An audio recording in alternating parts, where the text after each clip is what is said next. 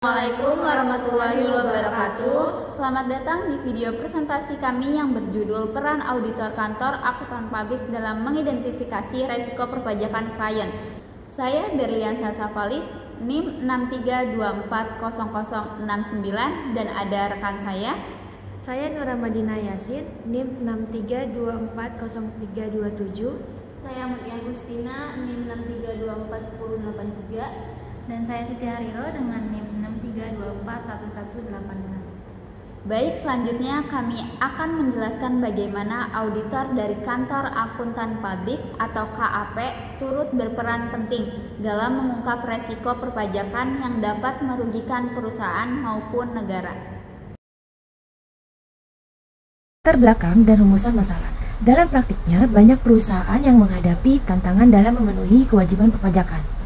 Beberapa bahkan secara tidak sadar melanggar aturan pajak, baik karena ketidaktahuan maupun kekurangan sistem internal. Disinilah peran auditor, KAP atau Kantor Akuntansi Pajak menjadi sangat penting, tidak hanya sebagai pemberi opini atas laporan keuangan, tetapi juga sebagai pihak yang mengidentifikasi dan mengungkap potensi risiko perpajakan. Adapun rumusan masalah dalam makalah kami adalah yang pertama, apa yang dimaksud dengan risiko perpajakan dalam audit? Bagaimana auditor mengidentifikasi risiko tersebut? Apa saja tantangan dan metode yang digunakan? Dan bagaimana strategi mitigasinya? Tantangan auditor. Dalam menjalankan fungsinya, auditor menghadapi beberapa tantangan, antaranya kompleksitas regulasi perpajakan yang sering berubah, tekanan dari manajemen perusahaan klien, keterbatasan waktu dan bukti audit, ketidakterbukaan informasi dari pihak klien. Oleh karena itu, auditor harus tetap menjaga independensi, menjunjung tinggi etika profesi, dan terus memperbaharui kompetensi melalui pelatihan dan penggunaan teknologi audit seperti data analitik. Selanjutnya saya akan menjelaskan cara buat atau create billing PPh 21, yaitu buat Bupot 21, buat SPT Masa 21, billing PPh 21 atau sistem. Pertama, tahapan di aplikasi Cortex. 1. Login PIC atau role akses badan. Kedua, buat bukti potong 21, menu e-Bupot, bulanan pegawai tetap. Buat SPT Masa 21 di menu SPT. SPT buat konsep SPT. Setelah klik bayar dan lapor, terikat billing PPh 21. Selanjutnya, login ke aplikasi Cortex. Buka halaman aplikasi Cortex dan masuk atau login ke dalam aplikasi yang sudah dibuka, lalu isikan NPWP 16 digit orang pribadi yang telah ditunjuk sebagai wakil atau kuasa. Lalu isikan kata sandi dan klik tombol login. Next, lakukan impersonating. Setelah login, akan muncul tampilan halaman beranda Cortex orang pribadi, yaitu tampilan ikhtisar profil wajib pajak. Setelah itu, lakukan impersonation akun instansi. Klik drop down list pengaturan akun dan pilih lalu klik akun wajib pajak instansi pemerintah. Praktik pembuatan bukti pemotongan PPh pasal 21 bulanan pegawai tetap atau BPMP.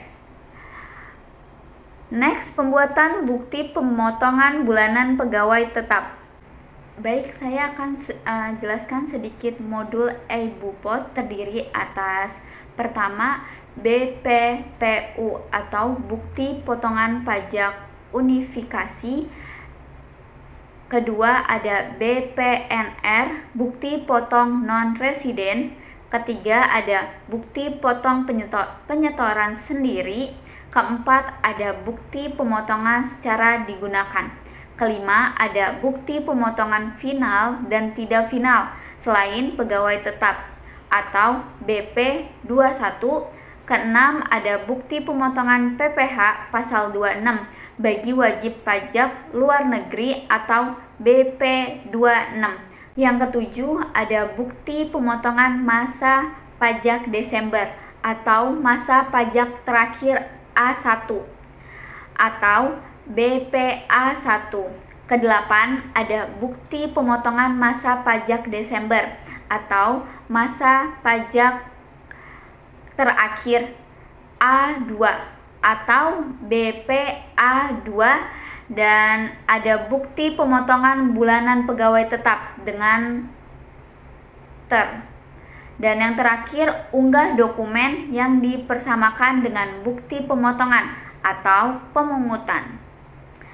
Next, untuk membuat bukti pemotongan PPh pasal 21 bulanan bagi pegawai tetap, pertama pilih modul e-Bupot, kedua ada pilih menu bukti pemotongan bulanan pegawai tetap.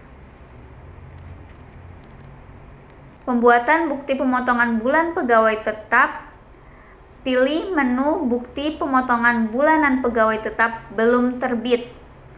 Klik tombol dan membuat e-Bupot pembayaran bulanan. Dan pada halaman ini akan ditampilkan daftar bukti potong yang sudah pernah dibuat oleh instansi pemerintah meliputi bukti pemotongan bulanan pegawai tetap yang belum terbit, bukti potong sudah dibuat tapi belum diposting. Lalu klik setelah terbit, yaitu bukti potong sudah dibuat dan sudah diposting. Lalu klik dan tidak valid, itu bukti potong yang tidak valid. Selanjutnya, pembuatan bukti pemotongan bulan pegawai tetap itu akan muncul formulir isian e-Bupot MP atau pembayaran bulanan seperti ini, dan ada pada bagian general information atau informasi umum.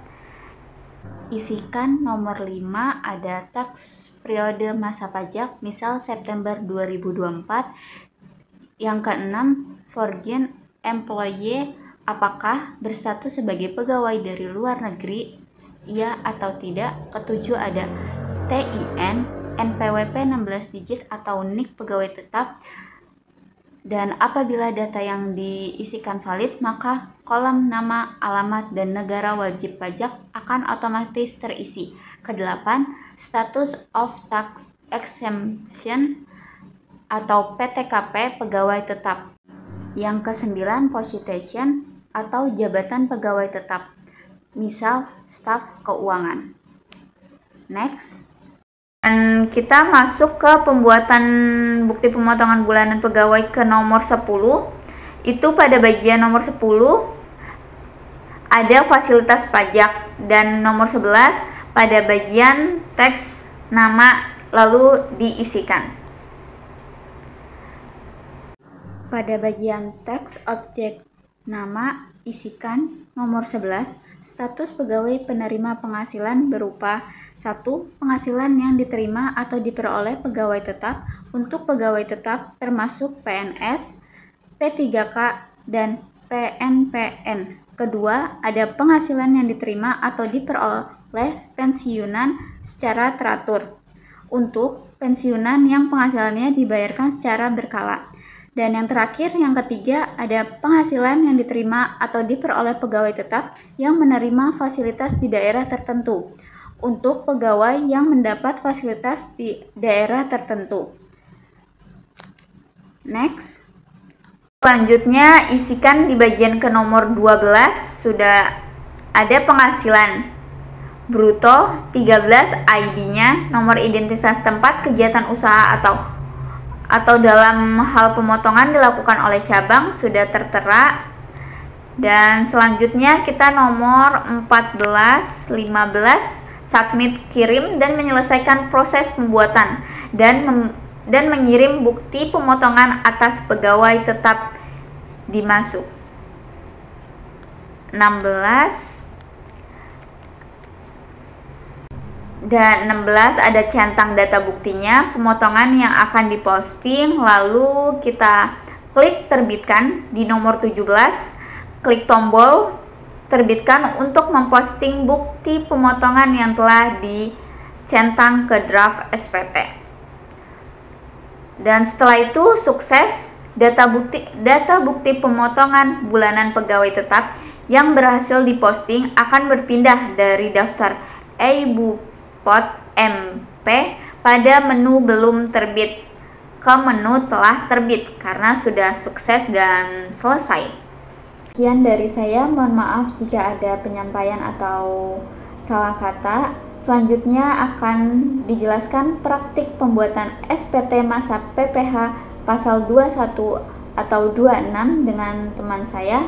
Next. Baik, selanjutnya saya akan menjelaskan bagian pembuatan SPT. Pembuatan SPT masa 21. Klik SPT. Klik SPT pada menu ini. Setelah itu, konsep SPT-nya ini akan masuk pada konsep SPT. Lalu klik buat konsep SPT. Setelah klik buat konsep SPT, tampilannya akan seperti ini. Klik jenis pajak yang akan dilaporkan, kita pilih PPH 2126-nya. Setelah itu klik lanjut. Pilih periode pajak yang akan dilaporkan, setelah itu klik lanjut. Pilih jenis SPT. Dalam hal baru pertama kali lapor, maka SPT-nya normal. Pilih normal. Setelah itu, klik buat konsep SPT.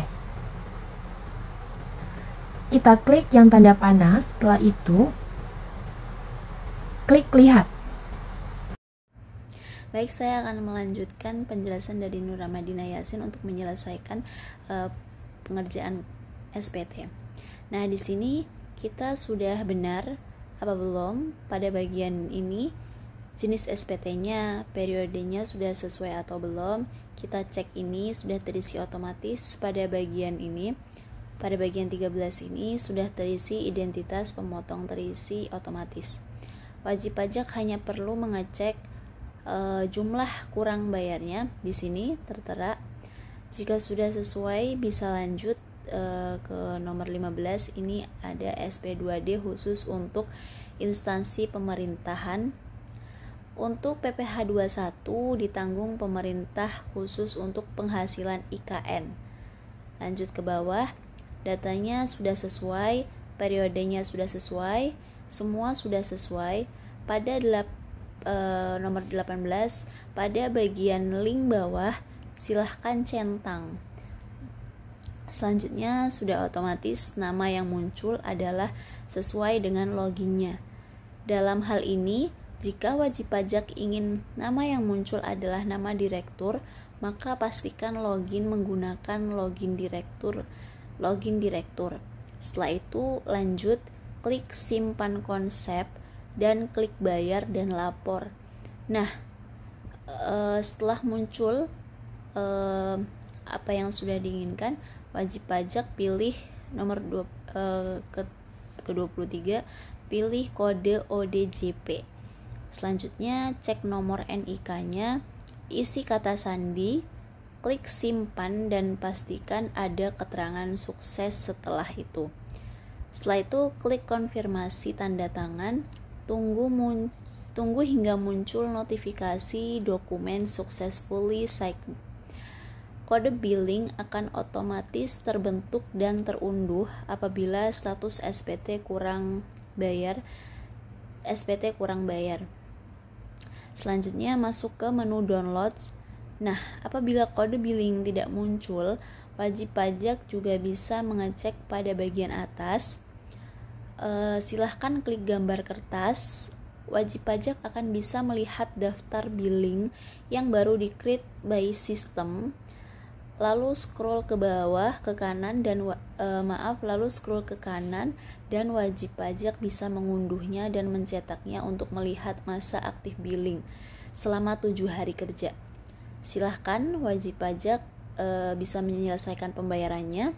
Setelah itu SPT masa PPH pasal 21 yang sudah dibayarkan akan otomatis tersampaikan dan akan berpindah dari daftar SPT menunggu pembayaran ke daftar SPT dilaporkan.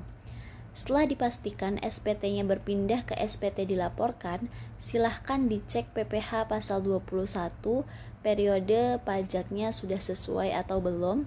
Wajib pajak bisa mendownload bukti BPE-nya atau bukti pelaporannya dan bisa mendownload PDF atau cetakan SPT masa 21-nya. Jika sudah mendapatkan bukti BPE-nya,